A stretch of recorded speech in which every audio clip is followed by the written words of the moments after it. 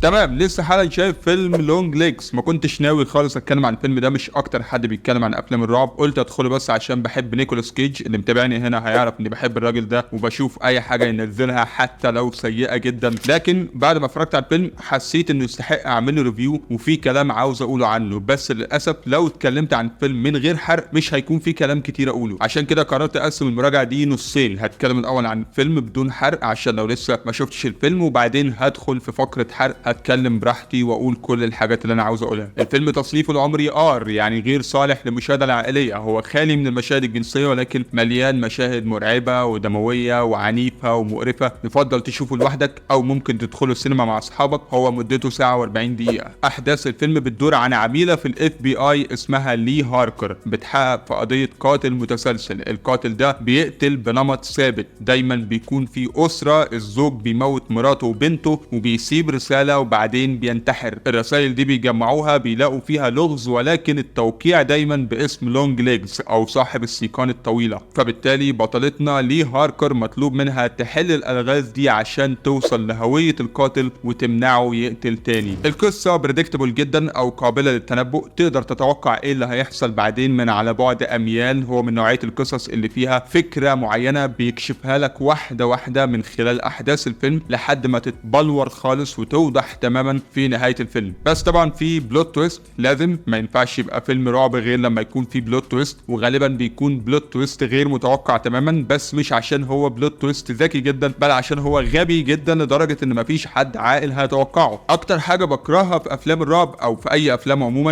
الارتباط الوثيق جدا بين البطل والحبكه. بمعنى ان الحبكه ما ينفعش تتحكي بحد تاني غير البطل ده، والبطل ده ما ينفعش يعيش حبكه تانيه غير الحبكه دي. كلام ممكن ما يكونش مفهوم، خلينا نخش في القصه عشان اوضح اكتر. عندنا شخصيه لي هاركر اللي شغاله في الاف بي اي وبتحقق في قضيه قاتل متسلسل بيقتل اي اسره فيها زوج ومراته وبنته. عادي جدا ممكن يتهيالك في البدايه ان هي ملهاش اي علاقه بالقضيه دي او القاتل ده، ولكن طول الوقت هي مبلمه وسرحانه ومش مركزه. واخراج الفيلم نفسه بيوحي لك ان هي بشكل ما او باخر ليها علاقه بالقضيه دي. القضيه شخصيه مش مجرد شغلانه بتشتغلها. لي هاركر بتحقق في القضيه، بيساعدها في ده العميل كارتر اللي برضو عنده مراته وبنته، يعني هدف مباشر جدا للقاتل اللي بنتكلم عنه. وبس دي كل حاجه اقدر اقولها عن الفيلم من غير حرق. هو بصراحه دي واحده من مميزات الفيلم انه مش حارق اي حاجه في التريلر. عاجبني انه انا داخل معرفش اي حاجه غير انه فيلم عن واحده بتحقق في قضيه. الاخراج في الفيلم ده بيرفكت. المخرج هنا هو اوس جود بيركنز، مخرج مش معروف ملوش افلام كتير، ولكن نقدر فعلا نشوف ابداع في الاخراج في الفيلم ده من ناحيه الصوره السينمائيه، التصوير، الالوان، الكاميرا نفسها متوظفه بعنايه فائقه جدا. مشاهد بيغلب عليها طابع السيمتريه، الوان بتوحيك بالقلق والتوتر، طريقه تصوير تخليك مترقب لاي جامب سكير، صوره سينمائيه دارك جدا، والفيلم فعلا شكله مخيف. وفوق كل ده الساوند ديزاين او الموسيقى التصويريه خرافيه. صناع الفيلم استثمروا جامد قوي في التجربه الصوتيه وفعلا ليها دور كبير في خلق اجواء الرعب في الفيلم ده ببساطه فيلم لونج ليجز بدون حرق. انصح بمشاهدته اكيد اي حد بيعشق افلام الرعب. الفيلم ده هيكون وجبه ممتعه جدا ليه. لكن لو مالكش خلق الافلام الرعب بلاش تشوفه سينما واستناه لما ينزل بلوراي تشوفه كفيلم للسهره، هيكون بالنسبه لك افضل بكتير. فيلم لونج ليجز تقييمي ليه 7 من 10. ودلوقتي خلونا نحرق براحتنا. تمام، الفيلم بدأ الاول بمقدمه في سنه 1970. طفله صغيره بتعمل حاجه معينه بيجيلها صاحب السيقان الطويله. المشهد بينتهي بننط بعدها ل20 سنه